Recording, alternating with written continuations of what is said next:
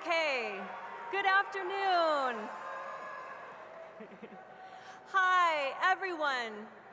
Welcome. I know, it's exciting. We're all excited to be here.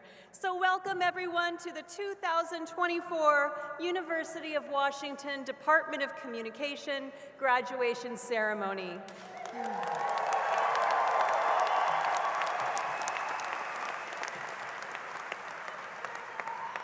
My name is Christine Harold, and I'm a professor and department chair of the Department of Communication, and today is such a good day. My colleagues and I are delighted that you all made it here today as we honor our soon-to-be graduates. One of the many things we've learned over the last few years is how precious opportunities to gather together in community truly are, especially on days like today when we come together in celebration to recognize the accomplishments of these amazing students here before us. This afternoon, we confer degrees on over 400 graduates. At the undergraduate level, we celebrate those graduating with a Bachelor's of Arts in Communication or in Journalism and Public Interest Communication. We honor those earning a Master's of Communication through our Communication Leadership Program in digital media or communities and networks or communication leadership.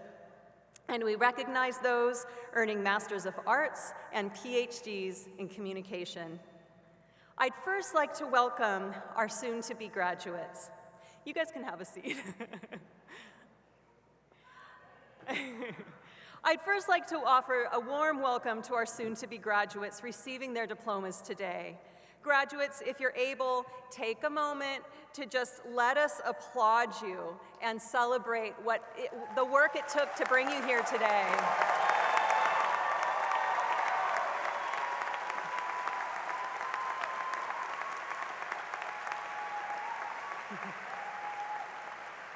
So, because rituals matter, let's talk tassels. On your cap, if you're wearing one, is a tassel. Since you're not quite a graduate yet, your tassel should be on the right. So if you need to adjust it, go ahead, no shame, go ahead and do it quickly now. And at the end of our commencement, we'll conclude by my asking graduates to collectively turn their tassels to the left. So right now, they'll be on the right.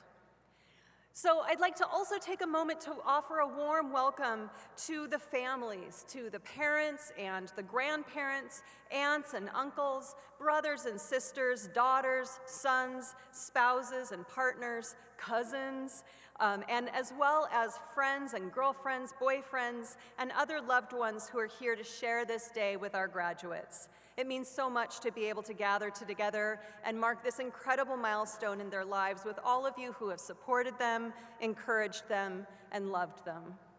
None of us, no one here on this stage and no one here in this audience accomplishes something as momentous as completing a degree of higher education without the support of others. So, graduates, let's take a moment to express our gratitude to those people in our lives who gave advice, dried tears, did laundry, drove carpools, prepared meals, paid tuition bills, shared wise perspective, lightened loads big and small, and who encouraged your perseverance through the challenging times and who celebrated your successes in days like today. So a big thank you to all of the families and loved ones.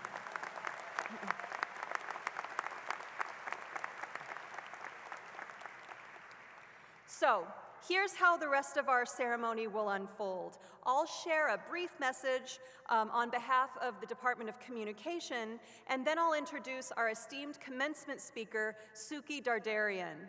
After hearing from Suki, we'll commence with presenting our graduates with their degrees, beginning with our PhDs, then our Masters of Arts, followed by our Masters of Communication students, and finally our undergraduates. All graduates will have their names announced, and then they will walk or skip or dance across the stage. Graduates, as you're handed your diploma over here, we'll be inviting you to turn toward the camera for a quick photo. Graduates will enter the stage on this side, walk across in front of the podium, and down that ramp over there, okay? Or down the stairs, down the ramp. Families and friends, if you could remain in the risers, that would be really helpful so that we can keep the floor just for our graduates. So when the conferring of the degrees is complete, we will again conclude our ceremony with the turning of the tassels, again from the right to the left. And afterward, we know that you're going to want to socialize, take pictures, and celebrate. Friends and families, so that the arena staff can prepare this space for their next event, after the ceremony, please make your way to the courtyard outside of the arena and meet your graduate there. We have a photo booth set up and lots of nice places to capture photos and so on. So please go ahead and make your way up onto the concourse and meet your students there. So, graduations are a time for looking forward, but they're also a time for looking back. And graduates, I really encourage you to take a moment to reflect on how far you've come since you arrived here at University of Washington. Remember how you felt when you first got here, whether it was as a freshman or a transfer student or a new master's or doctoral student. You were excited probably and perhaps a bit anxious. You were also likely curious. And it's this curiosity that I encourage you to sustain as you move forward into your next adventure. I hope it was curiosity that drove you to pursue the study of communication, a thing so commonplace that it might at first not seem worthy of scholarly attention at all. But like all things, when engaged by a curious mind and an open heart, communication reveals itself to be complex, nuanced, essential, and even a beautiful thing. It's an art, it's a science, and it's a practice of how to express yourself, how to be in community with other people, how to be a thoughtful and careful consumer of messages amidst the whirlwinds of information, opinions, hot takes, hype campaigns, or trending this and viral that.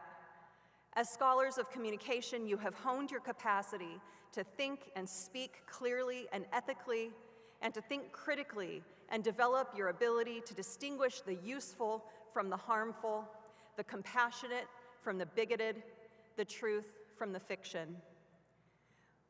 As you know, we live in a time nationally and globally in which communication is both a source of and a solution to political strife. Our communication networks and systems both connect and divide us. Our journalists and public communicators are critical to an informed citizenry, a functioning democracy, and to peace. And yet they conduct this crucial work against a myriad of escalating challenges. The world desperately needs thoughtful communication leaders like you. It needs people like you who have spent time reading and writing and talking and thinking about things like how social movements can best mobilize for a better world. People who understand how disinformation spreads and how to fight it. The world needs people who understand that the ways we talk about science and medicine influences real-world health outcomes. And it needs people interested in how Hollywood, Madison Avenue, Silicon Valley, and Wall Street shape how it is we see ourselves and how we see those who we believe to be different from ourselves as well. I urge you to stay curious about these things and about whatever other challenges and opportunities that may be coming around the bend. Because in my experience, the most interesting people are people who are the most interested, people who are willing to question their own perspective rather than insist on its universality. I suspect that today, like your first day here at UW, you may be feeling a mix of very human emotions, from excitement, perhaps a bit of nostalgia, and maybe even fear. Know that everyone on this stage and all those good people in the audience cheering for you know that feelings like these are an unavoidable part of the human experience. But as it happens, the antidote to fear is curiosity. So graduates, I hope you stay curious, compassionate, and critically engaged as you pursue your professional endeavors. You now enter into a community of alumni from the University of Washington, of the Department of Communication, that is tens of thousands strong. Welcome. We are delighted that you're joining its ranks, and we are proud to call you graduates of the University of Washington's Department of Communication. And we invite you to join this community and to stay curious with us for many years to come. It is now my great honor to introduce our 2024 commencement speaker, Suki Dardarian.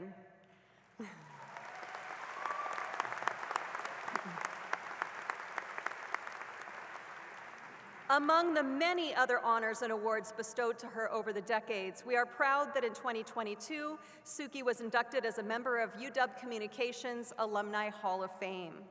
Suki is a 1980 graduate of the UW, where she double majored in journalism and political science and served as an editor for the University of Washington's Daily.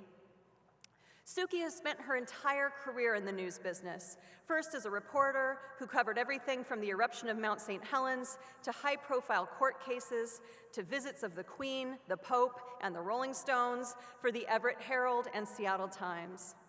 In her first year as editor at the News Tribune in Tacoma, she led a project that was the first and only Pulitzer finalist for the News Tribune. Suki spent a majority of her career as a senior editor overseeing news coverage at the Seattle Times, where projects she oversaw earned Pulitzer Prizes in investigative reporting and in breaking news.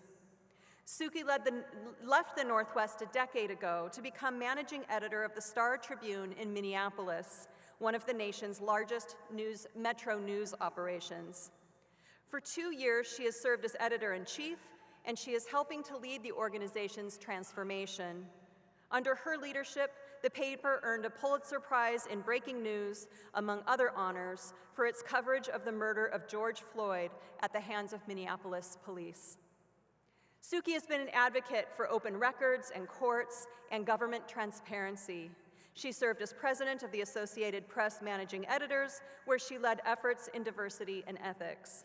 Today, she serves on the advisory board of the Arthur W. Page Center for Integrity in Public Communication at the Penn State School of Communication. Please help me welcome Suki Dardarian to the podium.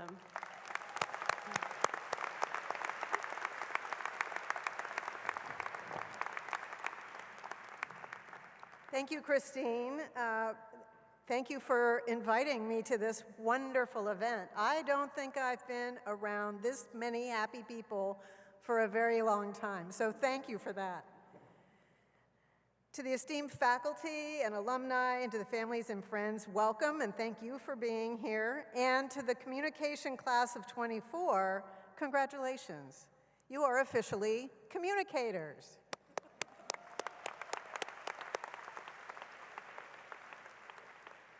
And there's no more intimidating group to give a speech to than official communicators, so here we go. It is really an honor to be here for this important moment of your life, and it's actually a special one for me too. You see, I chose not to walk for my commencement ceremony when I graduated from the UW nearly 45 years ago. Lots of people won't admit that, but yeah. You see, I found my calling here in the halls of the communication building and the daily offices, and I was in a big hurry to just stumble through my last few credits and bolt breathlessly into my journalism career. I was working as a temporary reporter at the Seattle Times, where I'd been covering everything from night cops to the eruption of Mount St. Helens. I had stories to slay and no time for pomp and circumstance. I'm not much for regrets, but after attending what has been close to 10 graduations between both of my twin daughters over the course of our lives, I've come to learn the value of stopping, to reflect in the moment, to take stock of one's life, and to look to the future with exhilaration and, yeah, even a dose of trepidation. So today, fellow communicators, I will exult in this precious moment along with you, albeit nearly 44 years late. As I was thinking about my remarks here today, I began to think back to that time of my life. What would I say to my restless self of 1980? Beyond advising the younger me to pace myself, how would I have prepared for the life I have now lived? To answer that question, I had to go back almost exactly 4 years from today, to what was the hardest moment of my professional life, because the only way out of that place was to go right through it. It was Memorial Day weekend, 2020, in Minneapolis. I was managing editor at the Star Tribune. COVID, which had sent us all home to our laptops a few months earlier, was monopolizing our headlines. But as the weekend came to a close, another bigger story soon emerged. A Black man detained by police had died under the knee of a police officer as 3 other officers stood by, and a crowd of onlookers beseeched them to stop. "I can't breathe," were among the final words George Floyd struggled to say before he died. A scene captured fully by a cell phone in the hands of a 17-year-old woman standing on the adjacent sidewalk. The police version of the story was at odds with what our police reporter, who'd been on the story all night, was hearing. By morning, we'd all watched the horrific footage online. You know the story well. Our city soon erupted in shock, grief, and demonstrations. The officers were fired and arrested as officials tried to quell the protests. Riots erupted. Freeways shut down. Businesses were looted. Rumors spread about what was going to happen next. As the mayor, governor, and even the president clash over how to stop the violence. Hundreds of buildings in neighborhoods across my city went up in flames. Among them was the troubled Minneapolis Police Department's 3rd precinct, the home base for Officer Derek Chauvin, under whose knee George Floyd had died. What in the world could have prepared me for that? What could have prepared anyone for something like that? As the managing editor, I was tasked with leading our coverage. Reporters and photographers were dispatched into crowds with masks and whatever gear we could amass to protect them from police projectiles and assaults from demonstrators. Editors joined together in nonstop team sessions, plotting coverage and sharing reports from their neighborhoods as military vehicles rumbled down our streets and black smoke rose in the skies. In our bubble of a virtual newsroom, we moved into operational mode, set up coverage plans, scrounged for more gear, opened new communications channels. As reporters worked around the clock on the streets, following protests and chronicling destruction, others dug into the background of Floyd, and the officers tracked down court records and swarmed officials. We made late-night calls to authorities who detained and injured our staff, and editors pored over everything, back-reading stories, debating photos, poring over Twitter, and following our staff. We had absolutely no sense of what was ahead of us. So our teams fanned out across the city, documenting what they saw and learned, and reporting it around the clock. That was our only choice. Reporters were hit by projectiles, ordered to the ground by police, some of whom slashed our tires.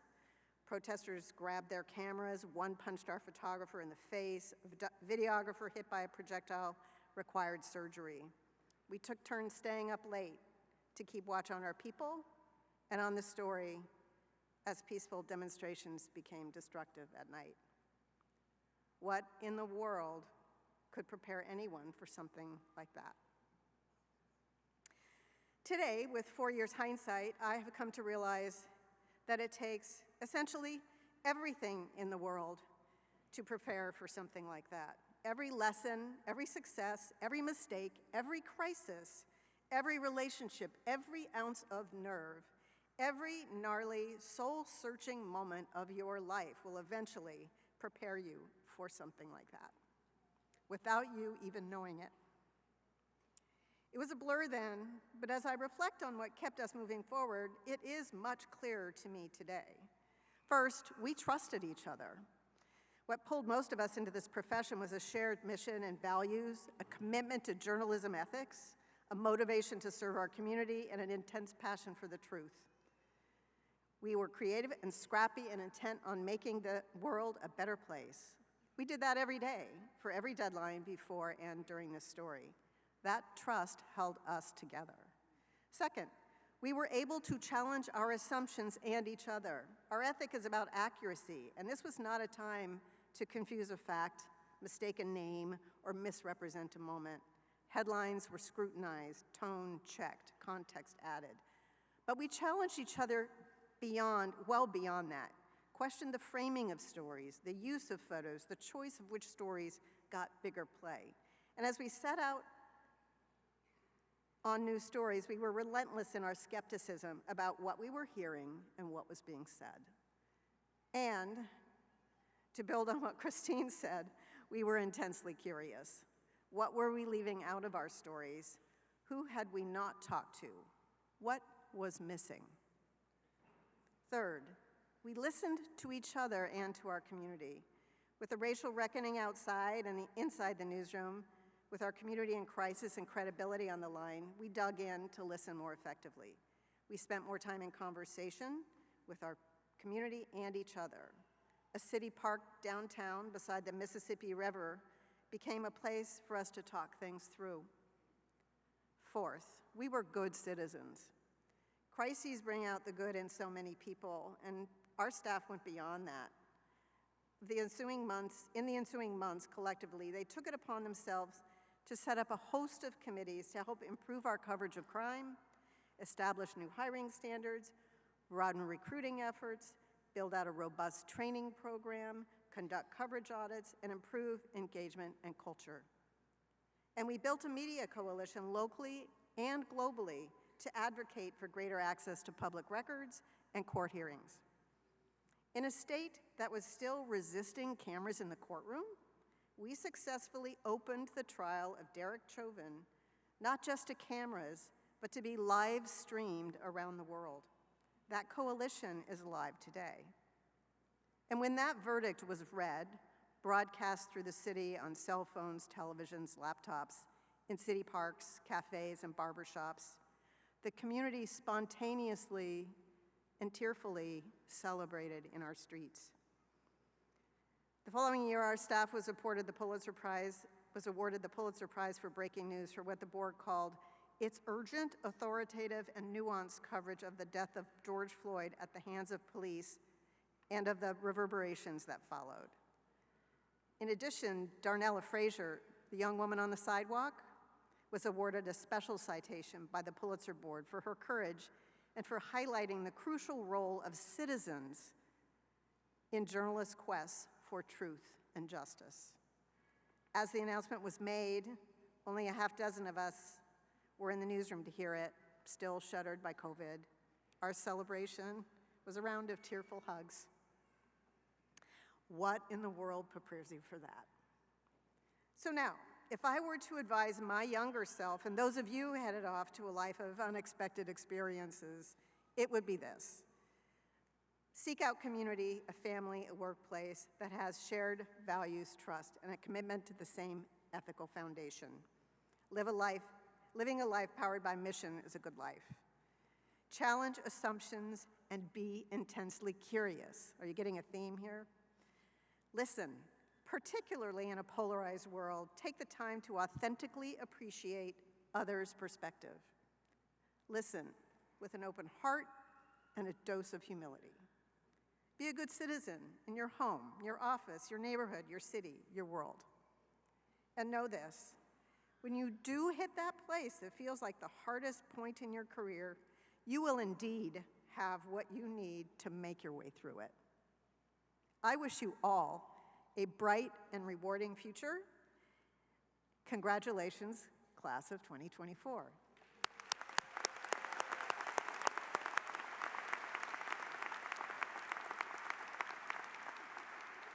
Okay, I need a favor. Do you guys mind doing a selfie with me? Okay. All right, here we go. Smile. Okay. Thank you. So we're having you stand over there.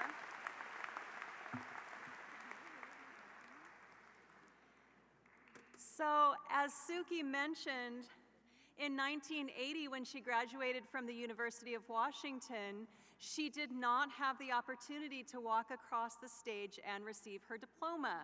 And as it happens, she brought it with her today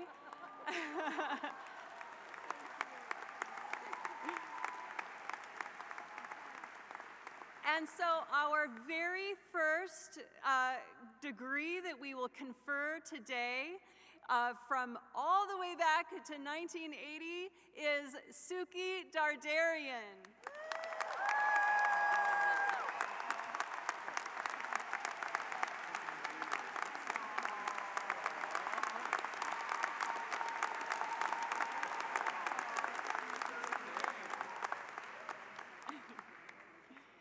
I'd like to now welcome my colleague, Dr. Leah Ceccarelli, professor and graduate program coordinator.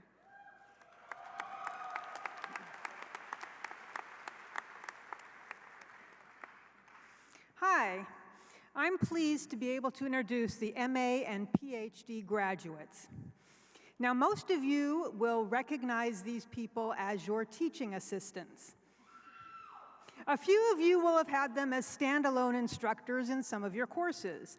And that's because, in addition to taking graduate classes and writing a master's thesis, and in the case of the PhD students, taking some more graduate classes, passing general exams, orally defending their answers to those exams, writing a dissertation, which is essentially a book, and then orally defending that too.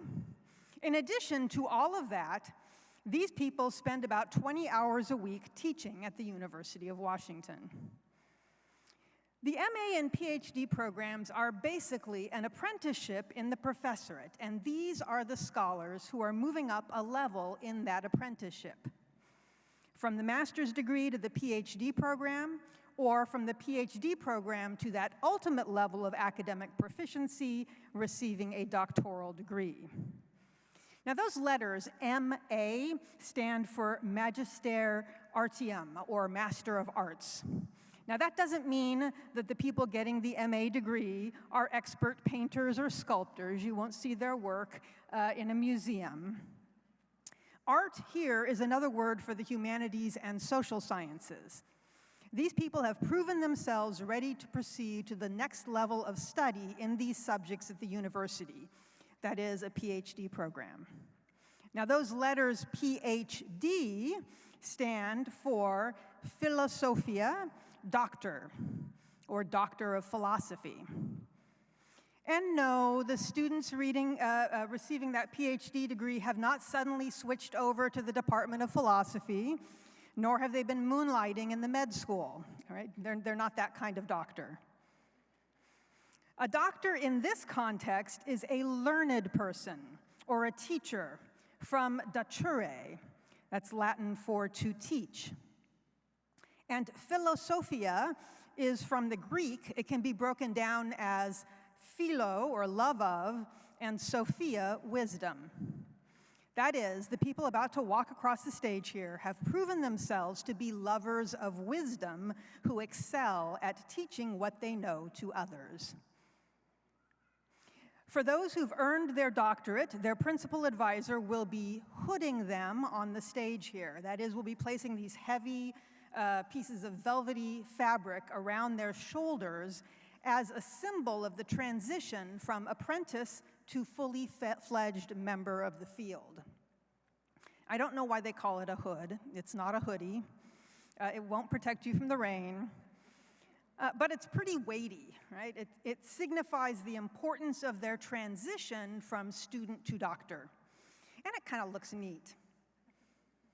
So without further ado, let me present to you those receiving the MA degree, and then after that, those receiving the PhD degree.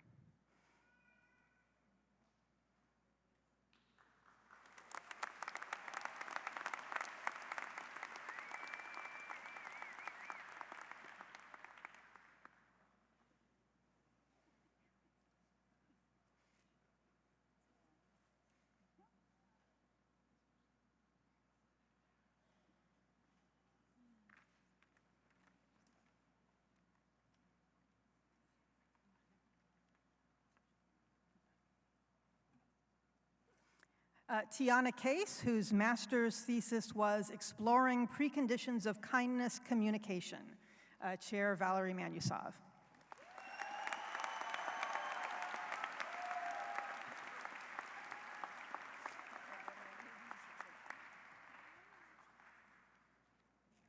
Julia Simos, whose master's thesis is The Power of Feeling Heard, Establishing and Shaping Buy-in to Community Conversations Around Firearm Violence. Chair, Dr. Kirsten Foote.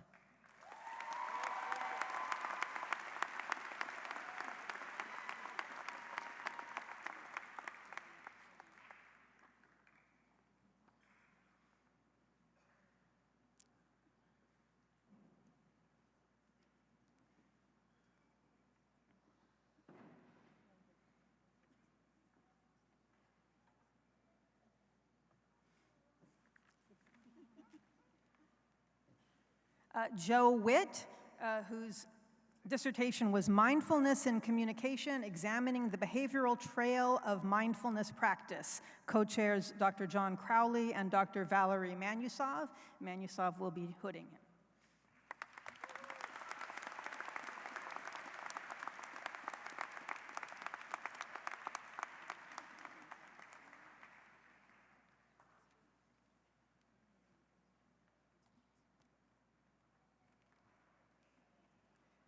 Joshua Lasoya, whose dissertation is The Mistranslation of Rhetoricae, Rereading 462b to 466a of Plato's Gorgias. Chair, Dr. Christine Harold, will be putting.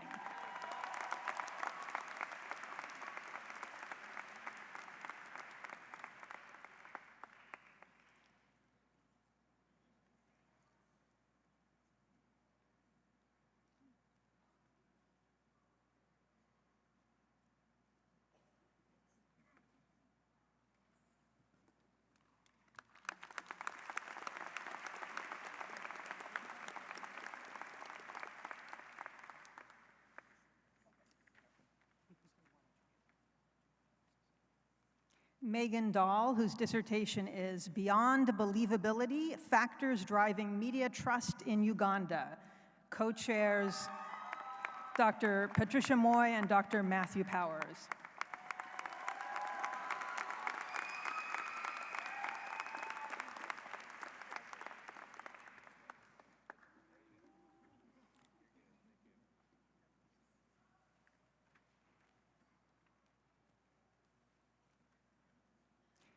Ji Hyung Jenny Lee, whose dissertation is Korean Women Go Global on Social Media, Representation, Algorithms, and Audiences in Transnational Content Creation. Dr. Leilani Nashimi will be hooding her.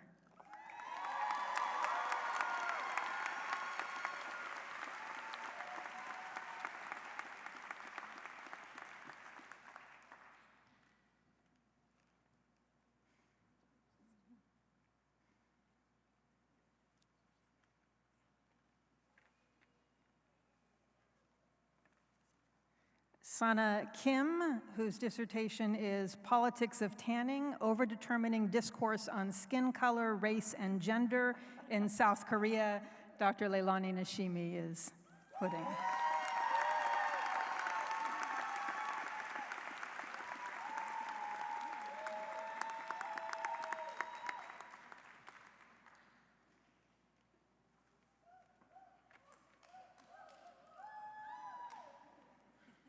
Michelle Sturgis, whose dissertation is The Political Aesthetics of Black Girl Magic, Self-Representation in Alternative Media. Dr. Relina Joseph is hooding.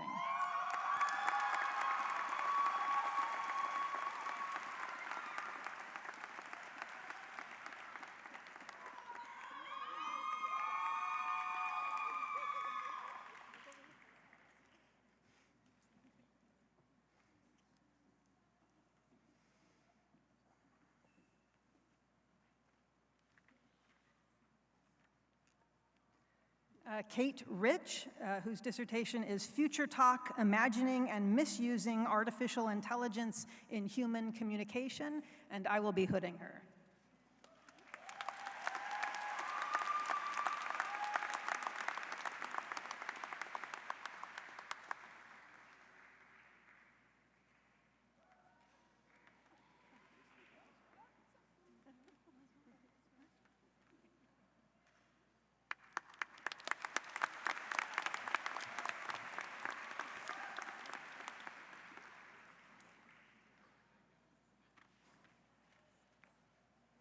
Aaron Keppen, whose dissertation was Fire Regimes, Rhetoric, and the Local Climate Politics of Wildfire, and I will be hooding her.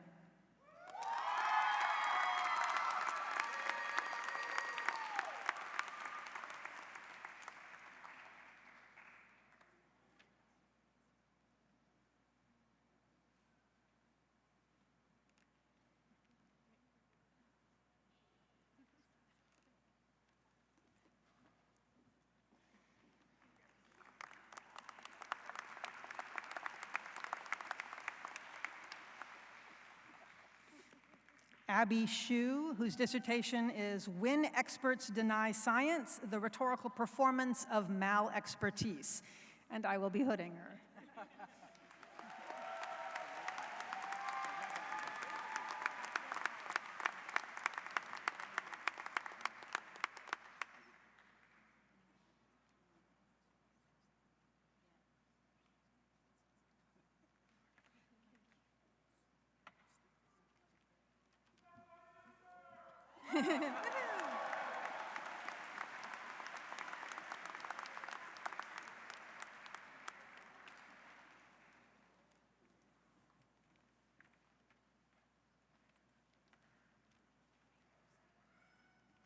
Aparna Ghosh, whose dissertation is Pushing Journalism Boundaries, Understanding the Evolving Identities, Roles, and Professional Challenges of Interactive Journalists.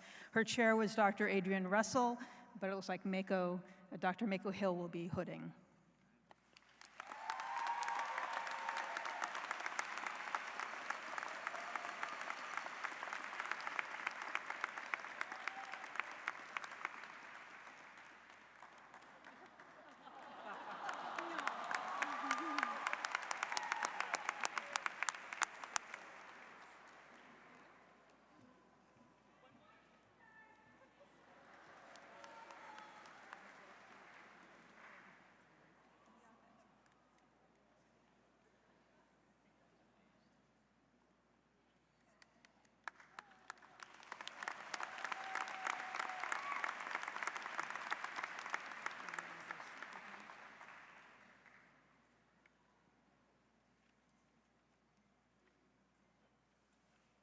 I invite my colleague, Dr. Akin Yashin, to the stage to speak about the Communication Leadership Program.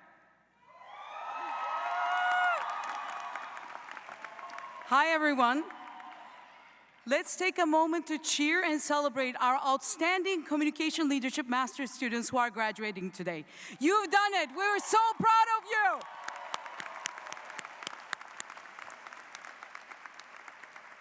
Communication Leadership Program families and friends, thank you all for your support during this journey. Graduates, take a moment to recognize and celebrate those who made this journey possible with you. Congratulations to you all as well. I reflect on our time together as we celebrate your accomplishments today. I had the immense privilege of being all of your instructor and director and having a chance to witness your growth and potential. From design to marketing to strategy to thinking about ethics and impact, you've delved deep into your careers and creativity during your time in the program. You've spent countless hours building new platforms and initiatives, collaborating and thinking together, interacting with industry leaders, showcasing your talents. I know that you're all ready to be true change makers, not just in name, but in actual practice, and ready to be leaders at your current and future organizations. I know you will all approach your work and communities with empathy and care. You'll work on important ideas and initiatives, ask questions, and advocate for important causes. More importantly, as you navigate what comes next, you will do it with the people that surround you right now. Those who have come to support you today, those of us here on the stage, and those surrounding you as you walk up here. I always say each year at graduation, this is not a sad time for our community. At ComLead, we have all built lifelong bonds and a strong community to share. Our program is more than a master's degree. We're all driven by a genuine commitment and purpose. Our community and all of us will be with you, celebrating you, cheering for you, and supporting you in whatever comes next. As you come on the stage and receive your diplomas, please take a moment to take it all in. You're receiving your Masters of Communication, and this is a truly remarkable achievement. Congratulations to all of you. Now I invite my colleague Alex Stonehill to share the names with us of our graduates. Congratulations again.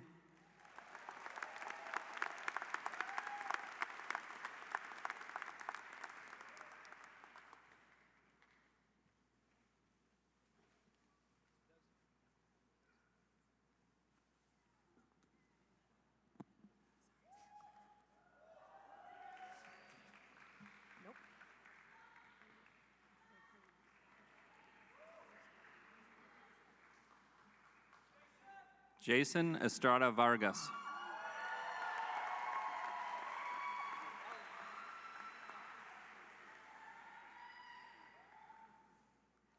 Jason Hahn.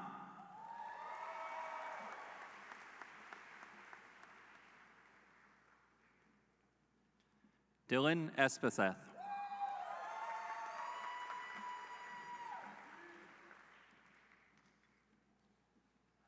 Josh Kong.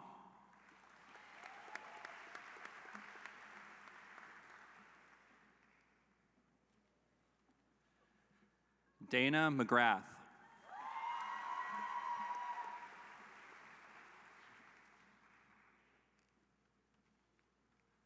Molly Spring.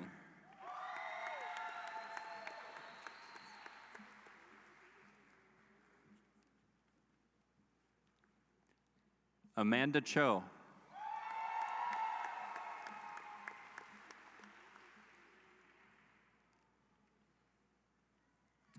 Isabel Powell.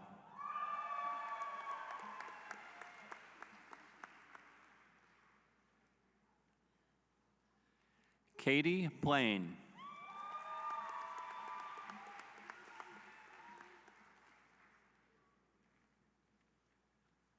Shannon Gormali.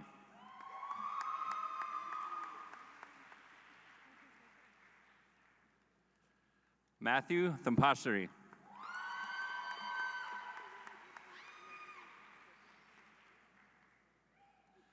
Gautam Mulyala.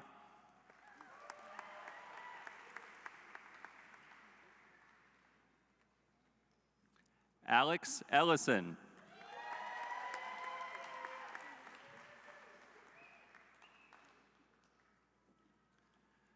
Nicholas Hyde.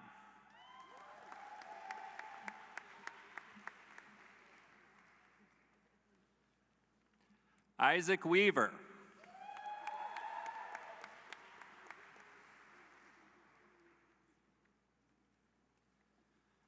Max Chan.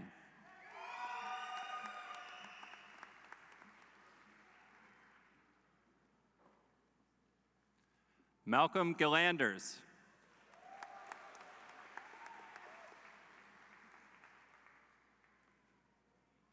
Rachel Ziegler.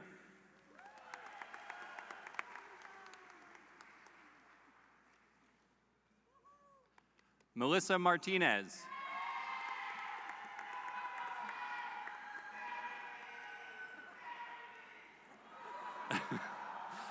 Manan Echegwenberry.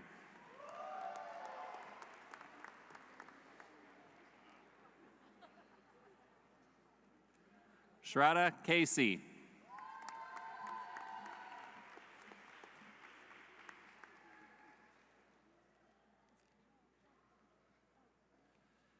Gabriela Batista Ramos.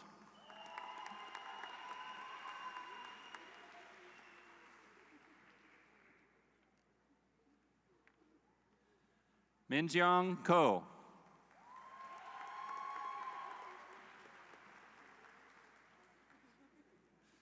Jiawei Chen.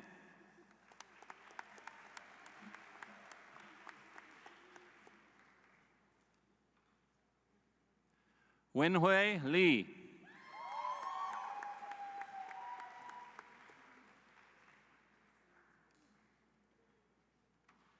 Yue Shui.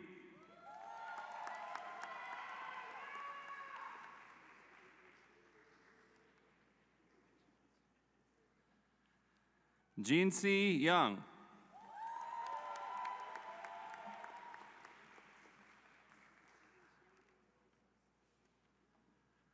Lori Tsai.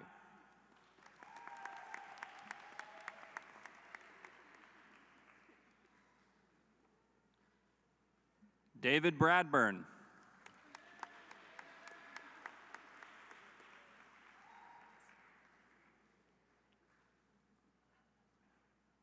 Lin Nok Kang Young.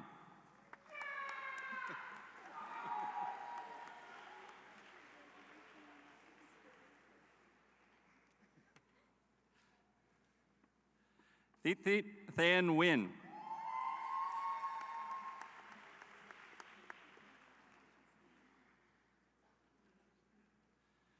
Pingjim Chen.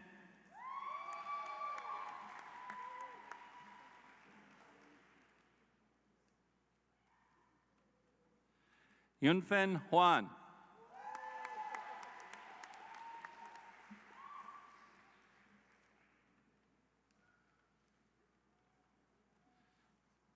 Yuton Xiao.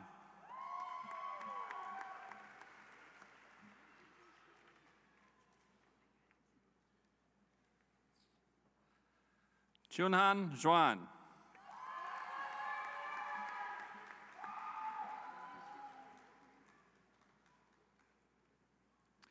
Kayla Fisher.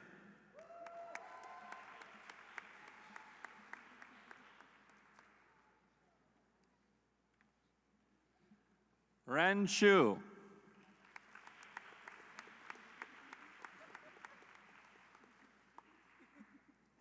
Johnny Sunny Wang.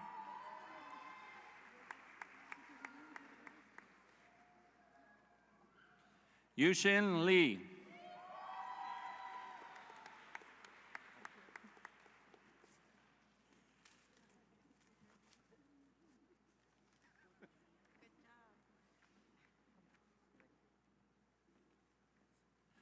Weisen Chen.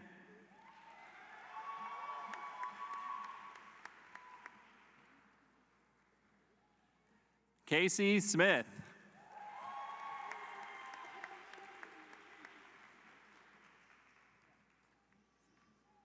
Darlene Parker.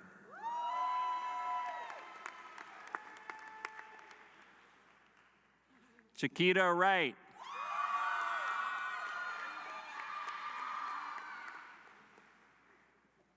Victoria Takor Tyron.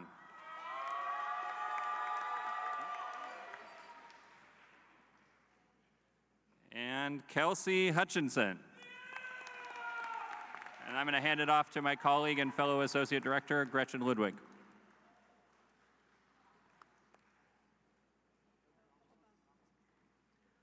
Roshni Arun.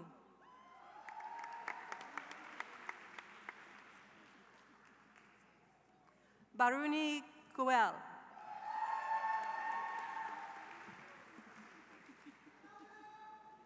Samiksha Kataria.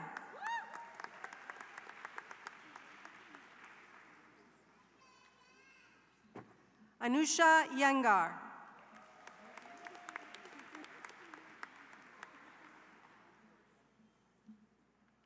Zui Date.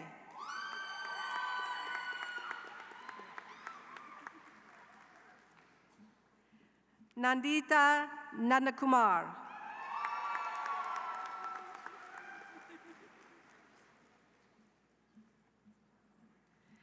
Maniti Manisha Hitendra Shah. Hitendra Shah, can't read it. Tasneem Hassan.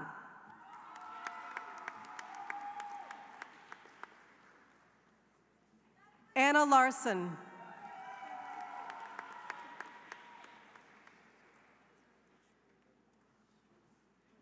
Nadir Roberts.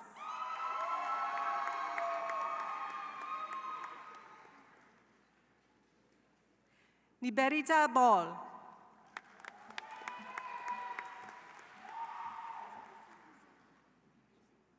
Leopoldo Herrera.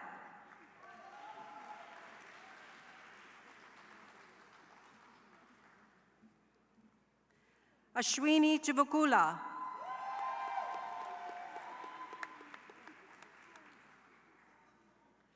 Connie Chen.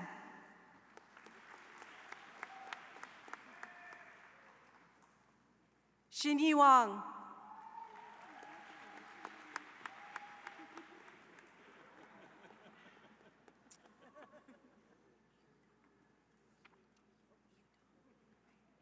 Yu Dong.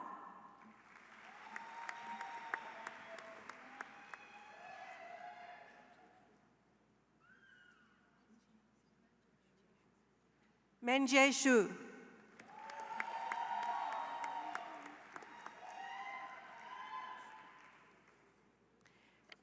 Daisy Zhu.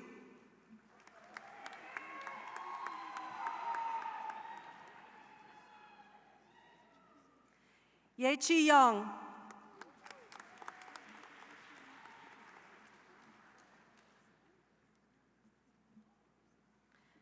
Jinshan Hu.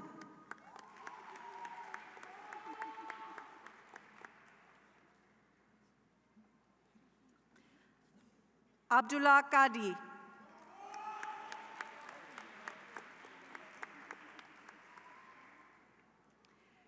Shichi Hu.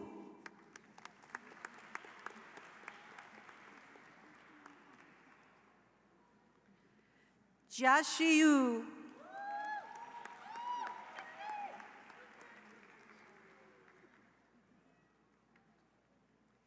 Niman Li.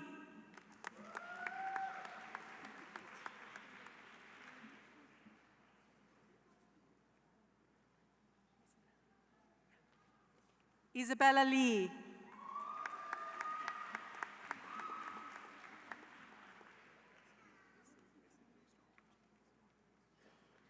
Zhao Shen Wan.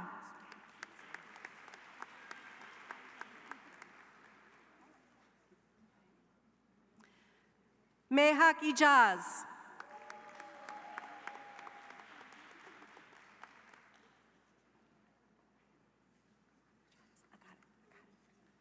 Sandra Pulakattu Sagir.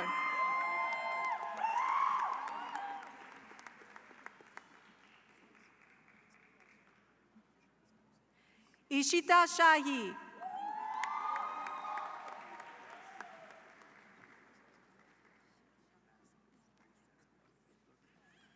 Ardra Shivanshankaran.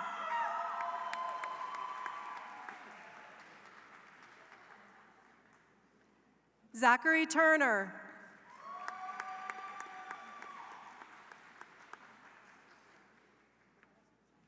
Evgenia Polikapova.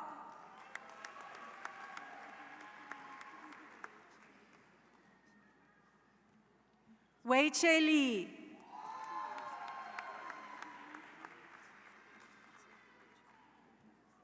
Wei Lin Kuo.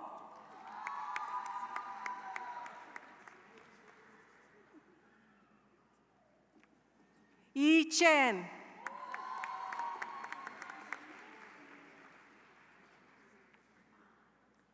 Hai Tao Ji.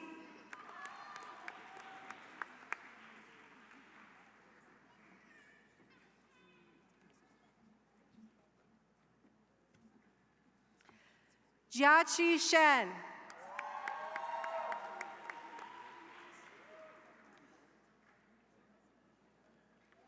Biying Wu.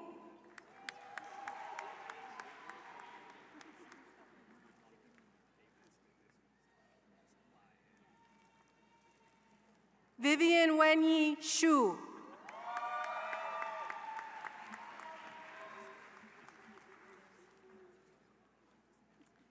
Tina Chen.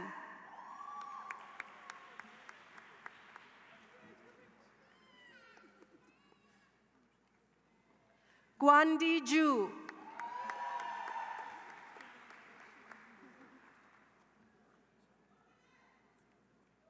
Yihan Wu.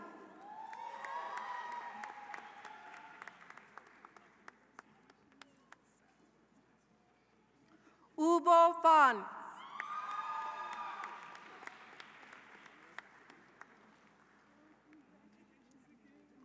Handan Shao.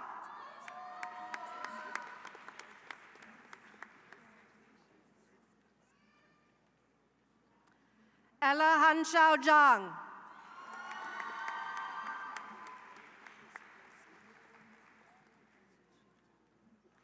Kathy Nee.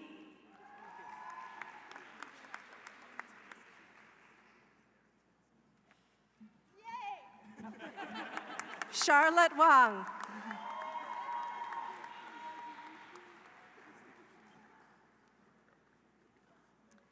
Bella Tsai.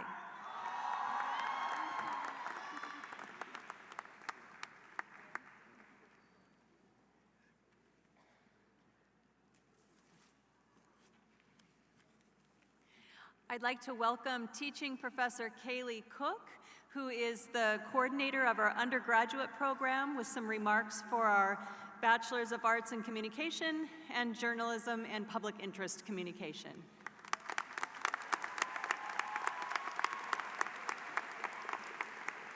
All right, undergrads, are you ready? It's your turn now. Congratulations to all of our undergrads in the class of 2024. My name is Kaylee Cook, and I'm a teaching professor and the undergraduate program coordinator in the Department of Communication. I have the deep honor of working with and advocating for our talented undergraduate students each year, and I'm here today to lead us in honoring our hard-working graduates. This is a group who has lived and learned through great cultural, political, and social upheaval, and as we've said in my classes, it'll be nice one day in the future to live through precedented times.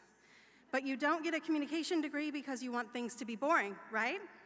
You get a communication degree in 2024 because you want to be adaptable and learn about cutting-edge skills, about setting an agenda, telling important stories, and redefining the boundaries of media, interaction, society, and technology for years to come. In all facets of life, folks are going to turn to you as leaders in this world, probably sooner than you expect. As faculty each year, we look out at the sea of your faces and we process just how deeply you've influenced the story of the University of Washington, the story of UW-COM, and our own story as teachers and scholars. We hope to have done the same for you. We hope you can look up at this stage and see a sea of people who have nudged you to think differently about the world, to see opportunity in engaging with tough issues, and to go forth and make change. We are so proud of all of you. And we're rooting for you.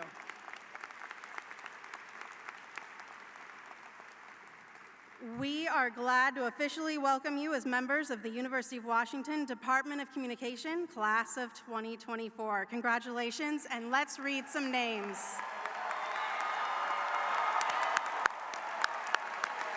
Marshals, let's begin with our first group.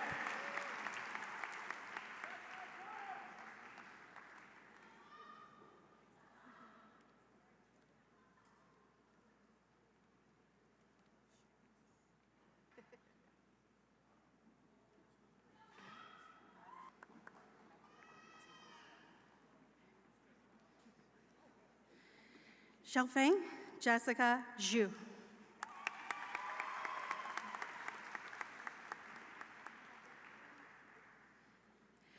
Arti Kumar.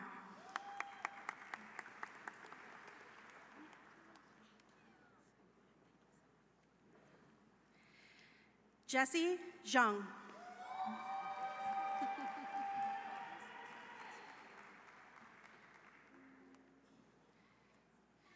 Ziqian Wang.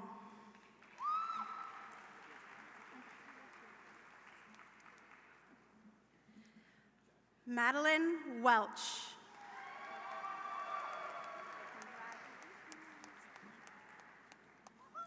Isabel Anderson.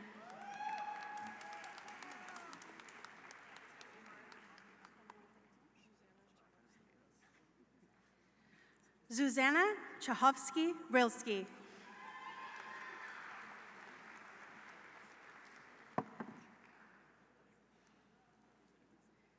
Kaya Armas.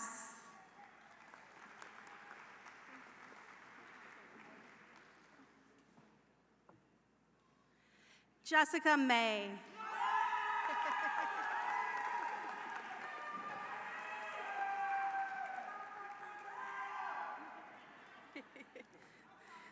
Sarah Kelly.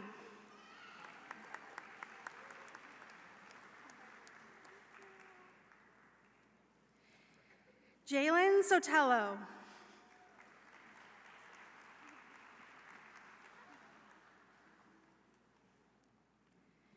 Yasmin Mendoza.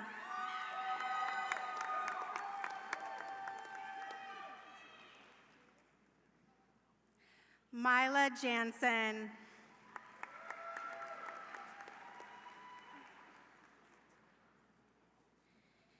Ingrid L. Zhang.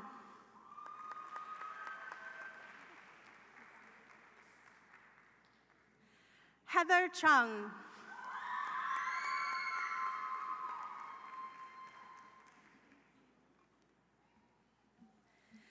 Lisa Luong.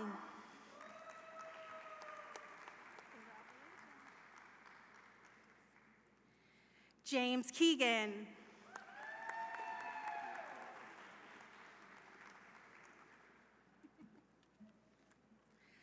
Maeve Smith.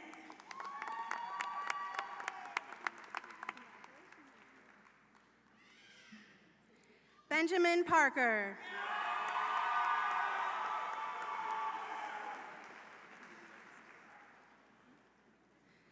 Nathaniel Sanchez.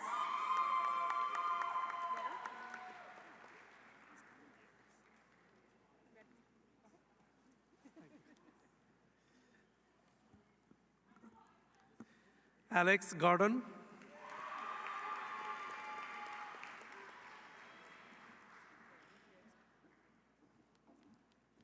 Thalia Chirikyu.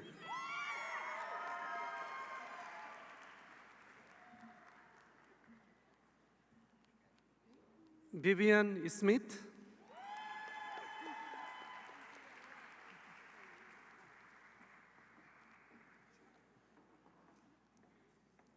Madeline Ehlert.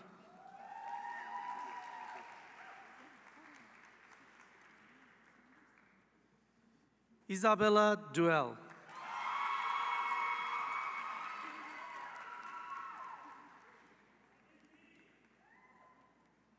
Darby Killen.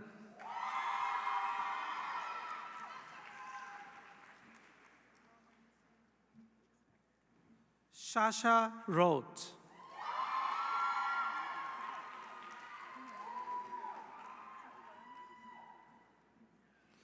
Madeline Duval.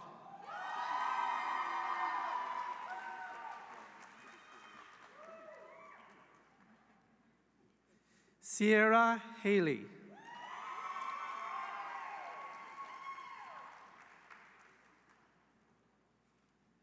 Harriet Thomas.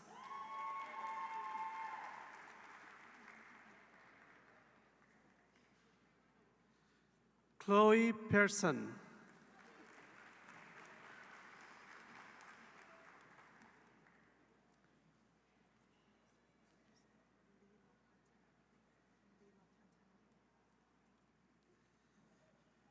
Pisa Leela Patana.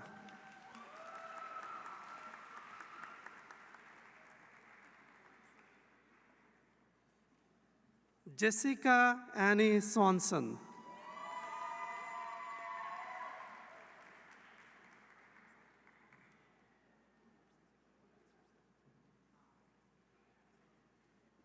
Allison Christensen.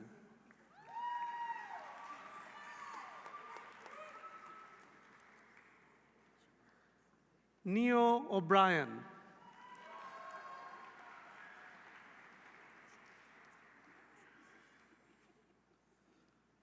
Lucy Ingram.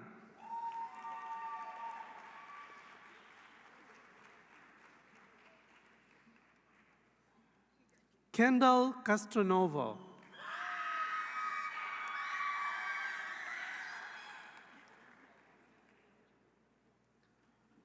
Sarah Ross.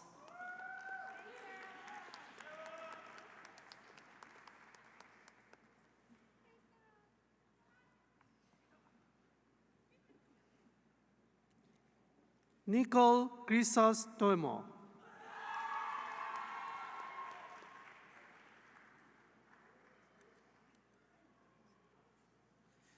Jason Yuji Go.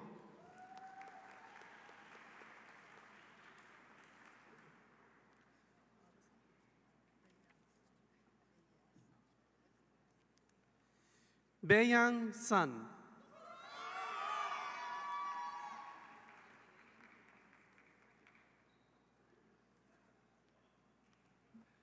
Siyu Yang.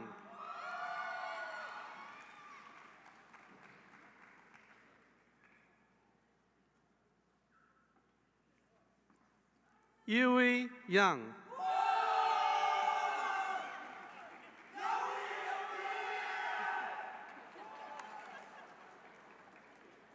Hugo Huo.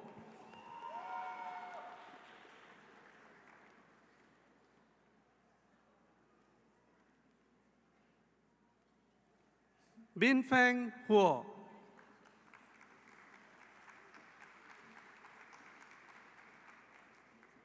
Rai Li.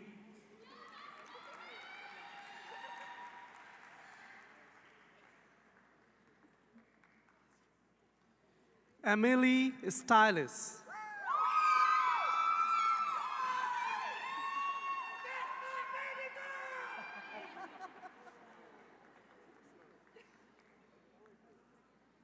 Quinn Richter.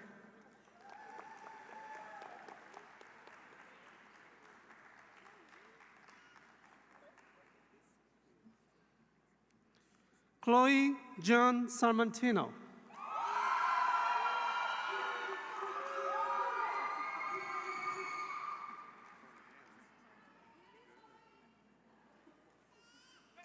Samantha Rai Beltran Panelo.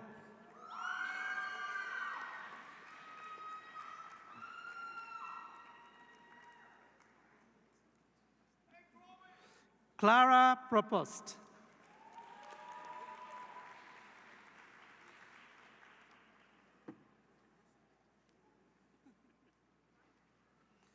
Carmen Shelton Young.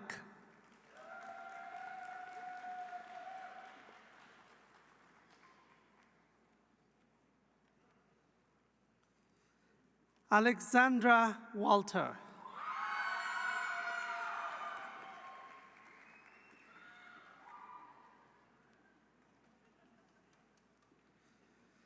JC Contreras.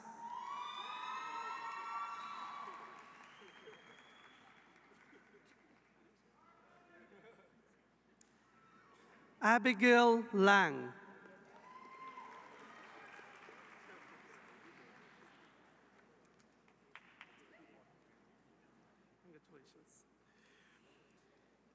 Heriberto Savera Felix.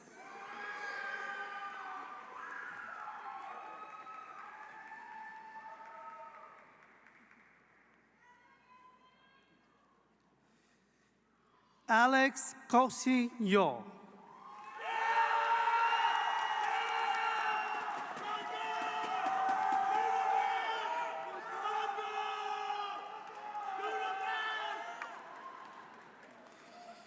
Reese Wells Edwards.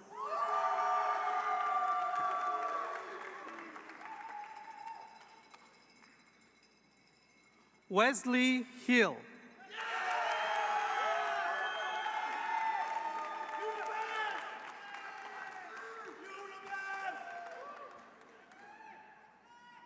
Michael Marquez.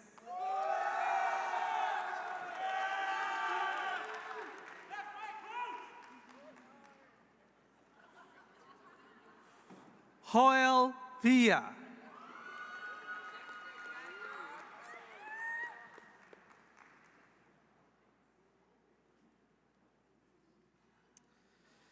Jacquel Jimenez Romero.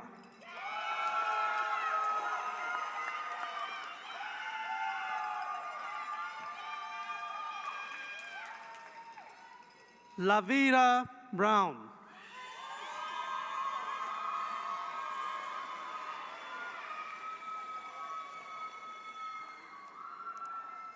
Solomon Mayer.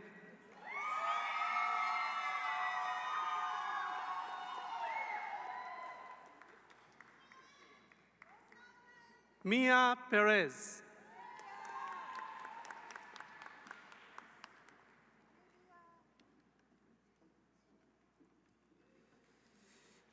Keia Villagrant.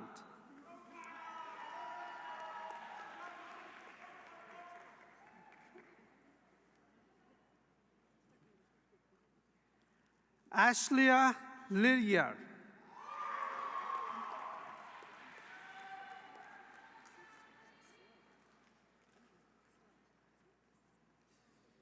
Olivia Sconin.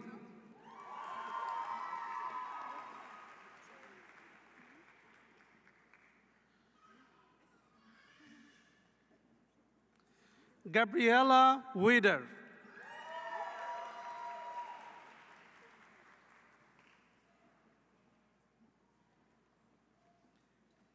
Anne Wahli.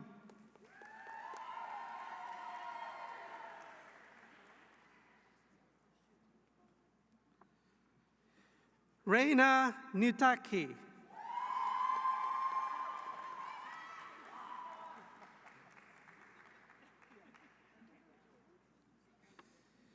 Kendall Merson.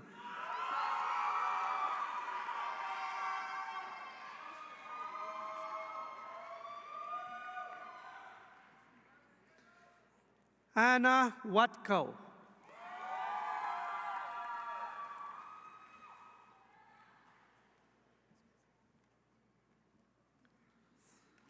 Diane Carras.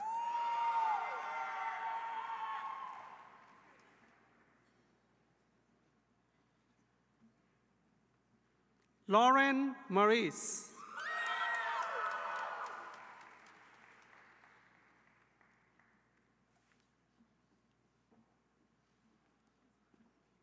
Sabrina Tang.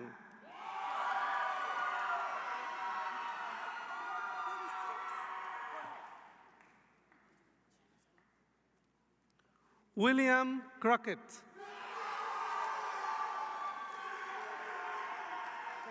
And this was Anis Rahman.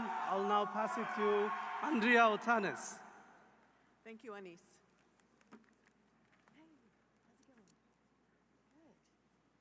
Ethan Kilbreth. Oh, sorry.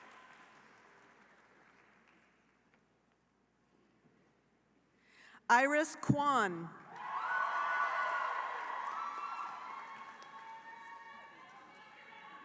Kayla Nguyen.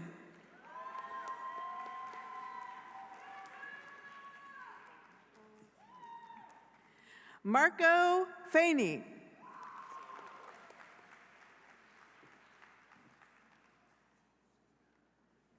Caden Lee.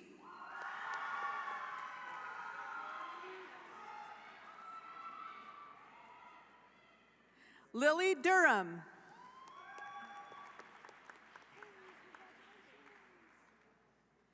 Sophia Callan. Mayu Bonifield.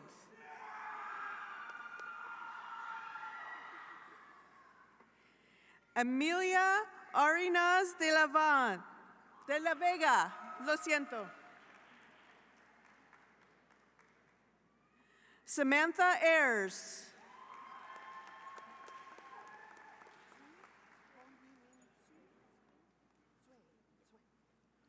Hon Ming Tsui.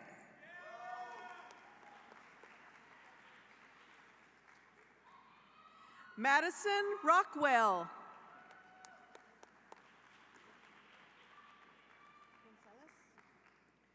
Sofia Gonzalez.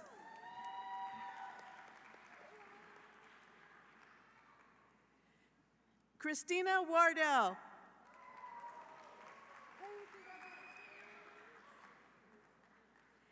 Aspen Anderson.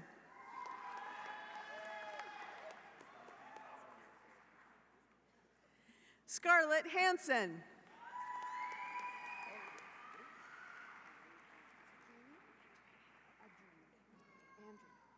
Isabella Andrini.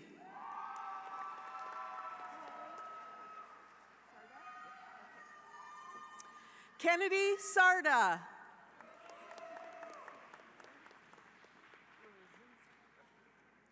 Matthew Brzezinski. Abigail Ward.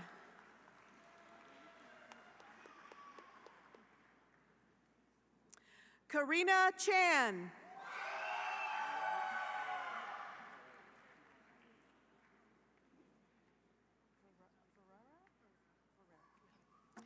Kelly Ferreira.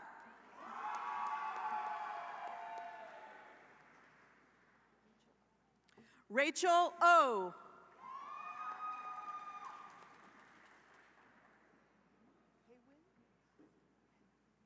Brian Huynh.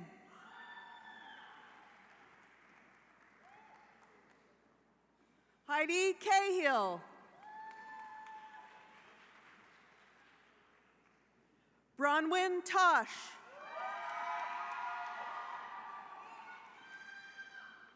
Jody Tepper. Lauren Harlan.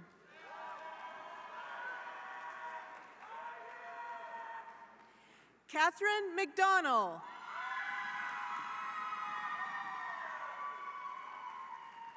Sarah Kelly.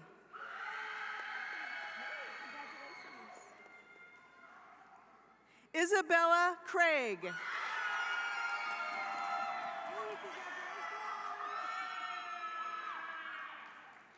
Skylar Steckley.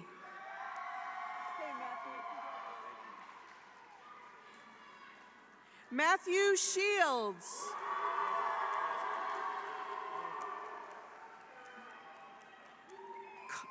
Connor Myrick.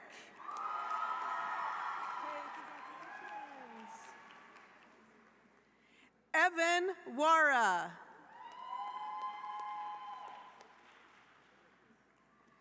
Woody Manham. Iria Bland.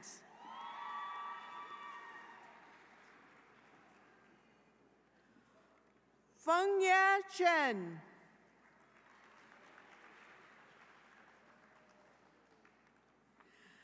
Fatima Lopez Villanueva.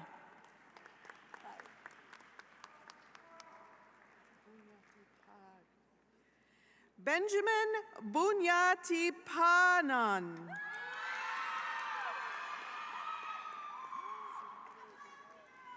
Yangzi Sherpa.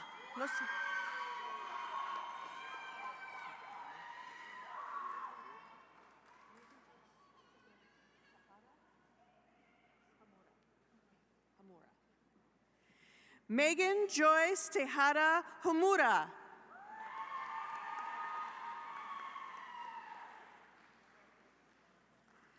Ye Ji.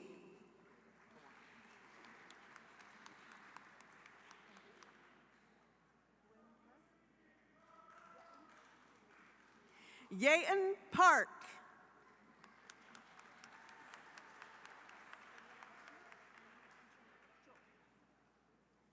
Sanina Chu.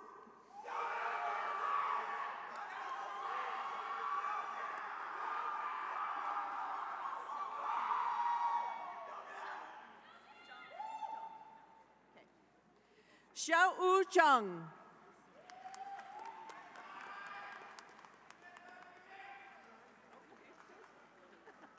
Tianyu Li.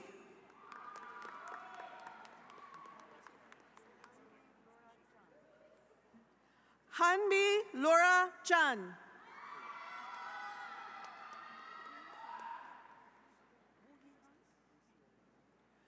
Wu Hee Young.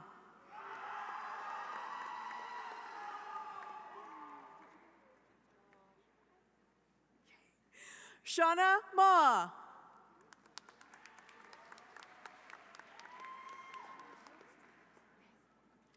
Shi Jung.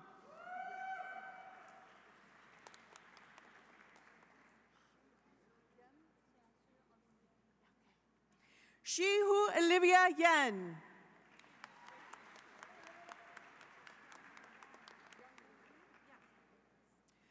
Young Yu Hu.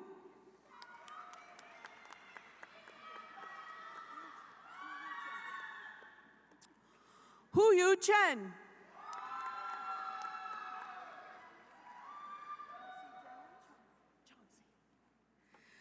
Chauncey Jones.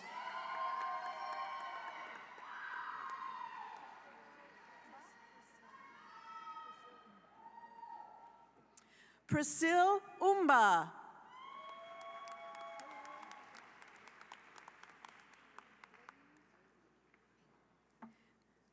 Cassie Behenzi.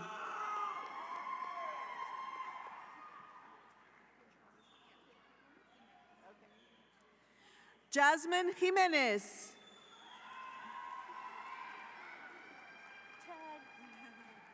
Thank you, Andrea. Bianca Salgado.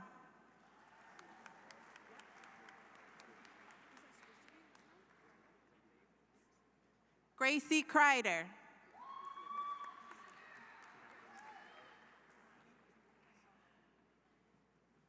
Mari Kanegi.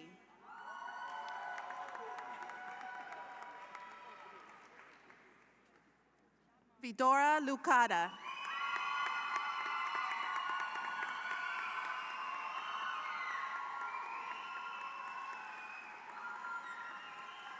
Riya Patel.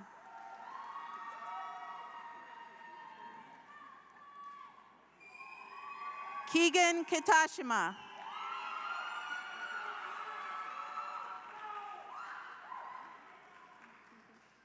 Eugene O.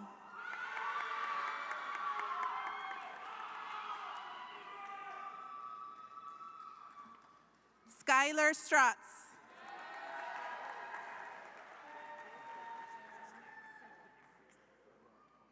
Alyssa Aaron Simowitz. Leah Ellsworth.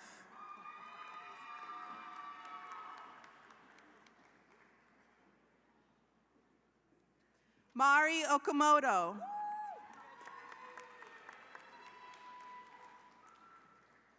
Riley Grant.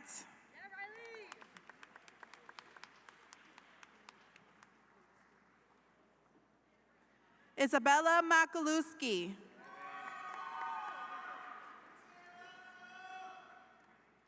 Lucas Johnson.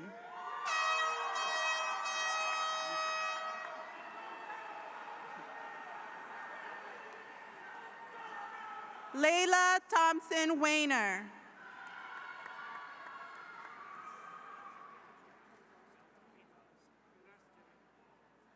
Michaela Booth.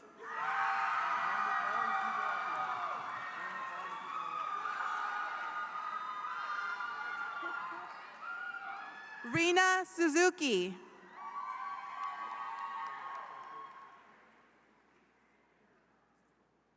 Jamie McDaniel.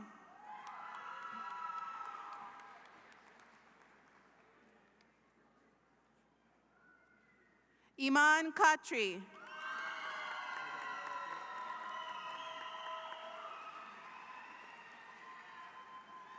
Sarah Unger.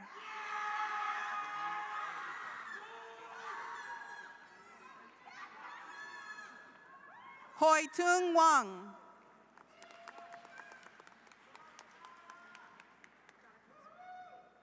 Greta Karsten.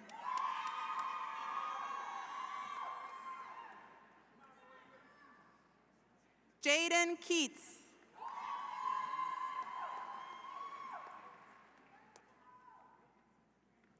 Olivia Cooper.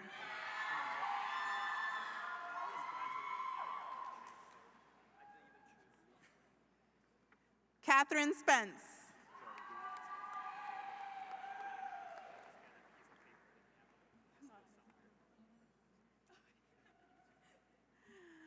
Anna Brunner.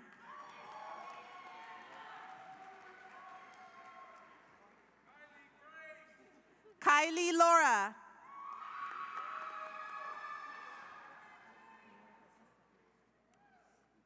Mia Isip.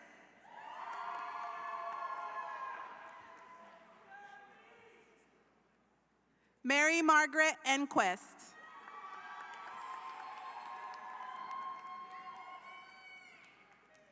Isabella Merrick.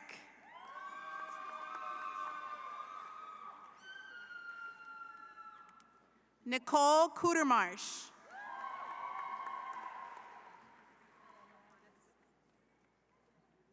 Bella Johannes.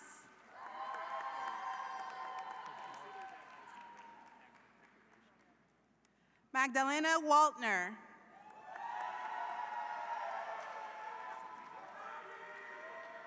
Chloe Potts.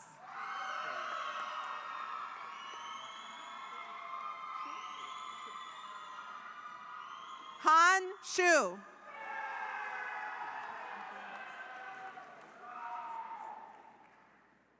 Ben Cheng.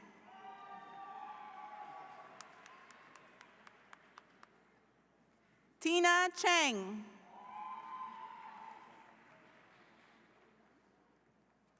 Melody Lee.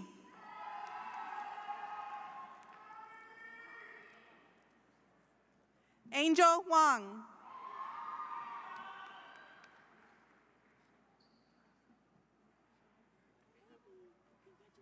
Xinyu Zheng.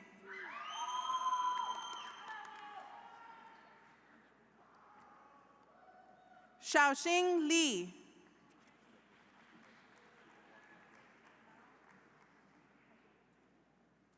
Mao Hashio.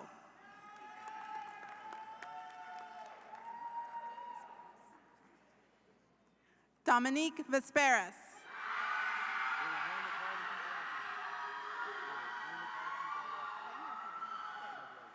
Ryan Feng.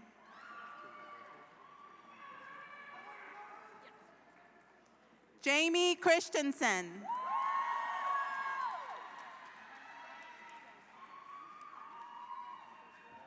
Emma Holden.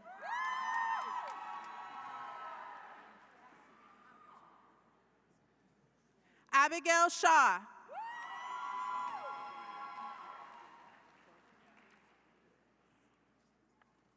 Haley Birch.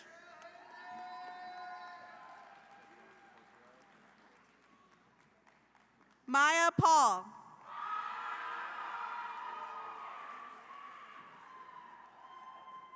Michaela Fasulo.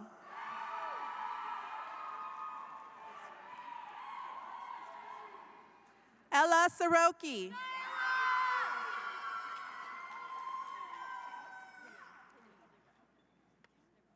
Corson Penny.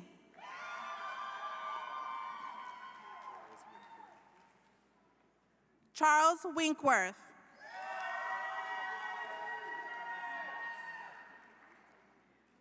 Allison Watson.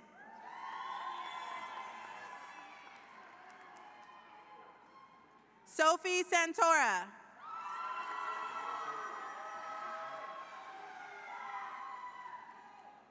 Tess Johnson.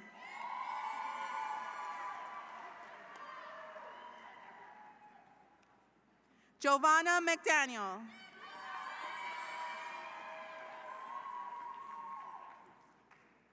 Lolly Sorensen.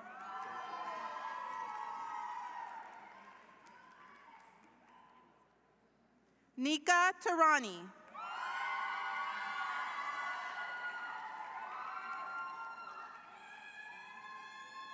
Mary Murphy.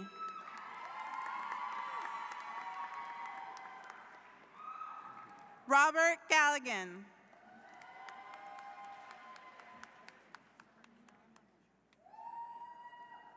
Amina Ahmed.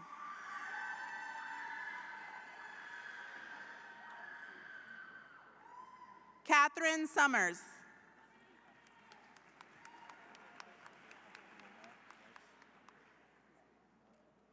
Dalina Quach.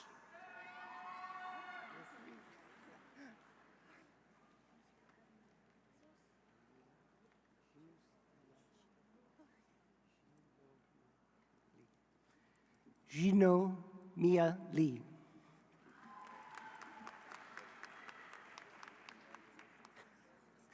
Julia Park.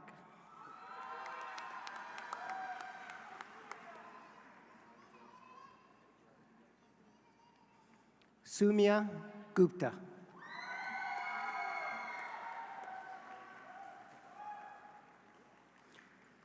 Jasmine Matchaway.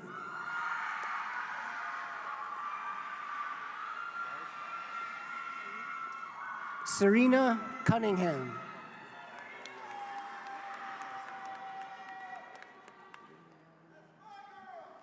Liliana Medal Martinez.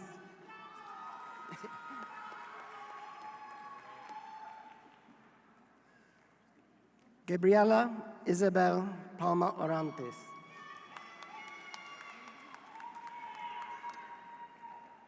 Savannah Helming.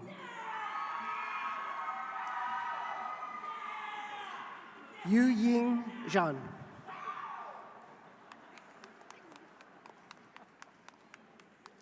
Jia Hang Du.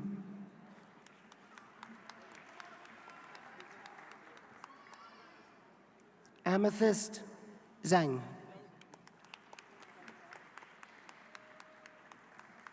Alec Felderman.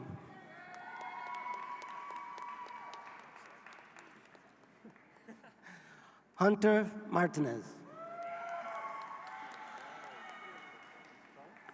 Luke Preston. Cormac Wolf.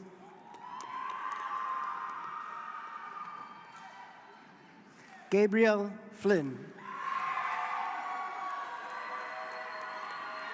Jinny Wu.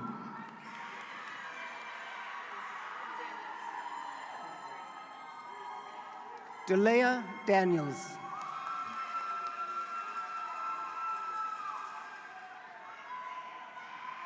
Stacy Kim. McKenna Mortensen. Kate Galloway.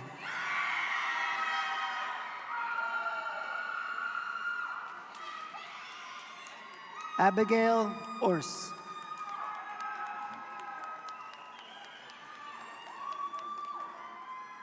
Pontea Sabi. Hina Yu.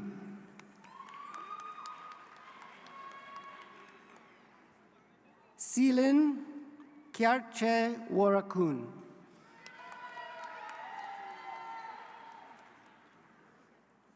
Payu 1.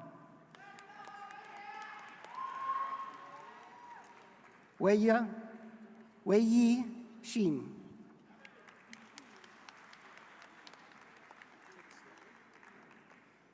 Bailey Wang.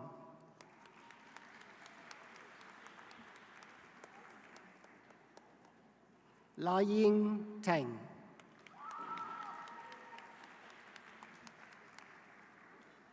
Hansi Lee.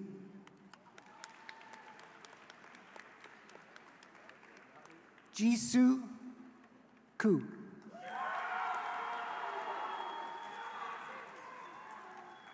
L. Scuvarna.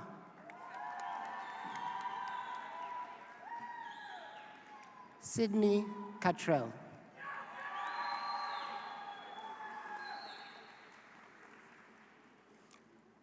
Omar Vergara.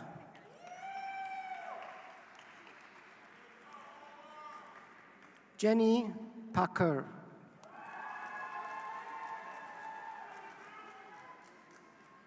Charity Joy Nitororhu.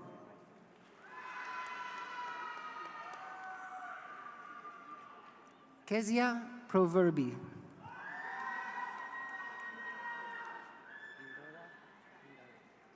Andera Andala.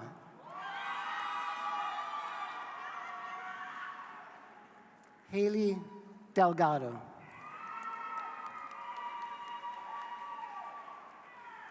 Hannah McFadden. Deborah Chu.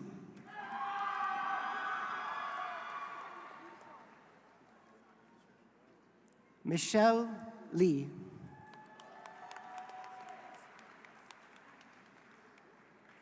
Mario Wisa.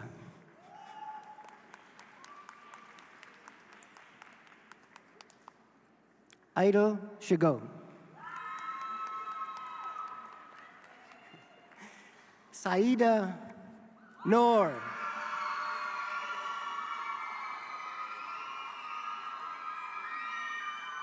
Susan Pak.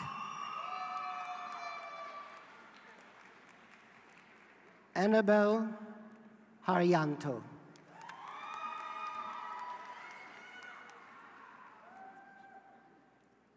Alyssa De Braga.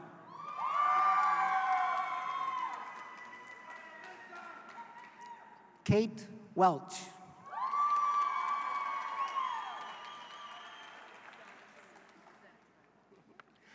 Young Si Zhang.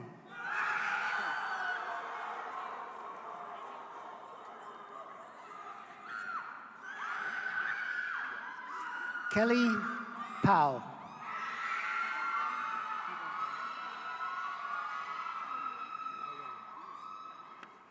Na Wen.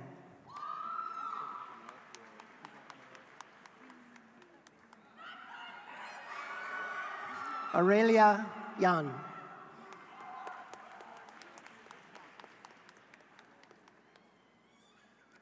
Ke Jie Huang.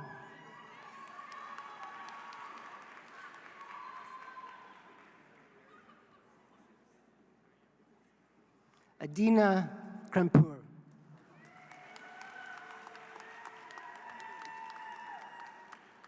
Kimberly Chloe Kyocho.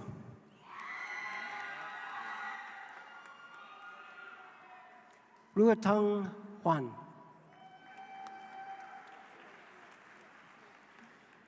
Si Hui Chang.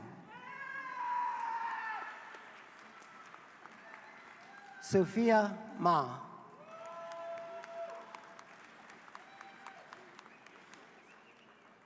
Matthew Rauby.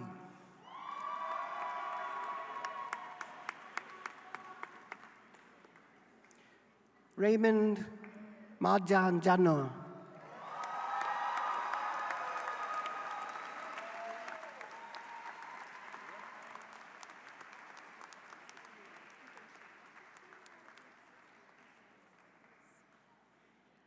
That's phenomenal. Congratulations to all our graduates.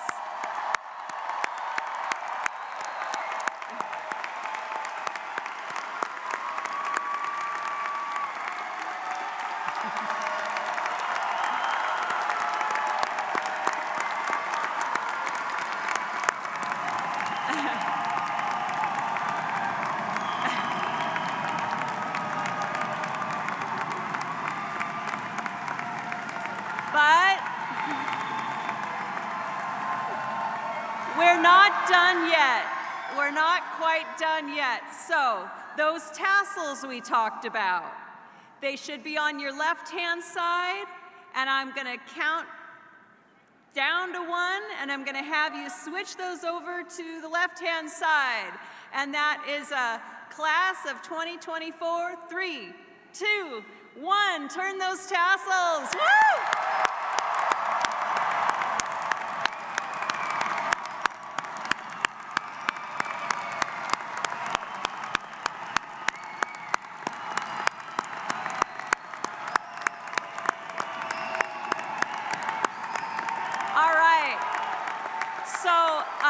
Families, friends, I know that you are itching to hug your graduate, so please go ahead and exit the building and go on up to that main level, and they will come find you there. There's a photo booth. There's lots of opportunities to take pictures and mingle outside. Thank you all so, so much.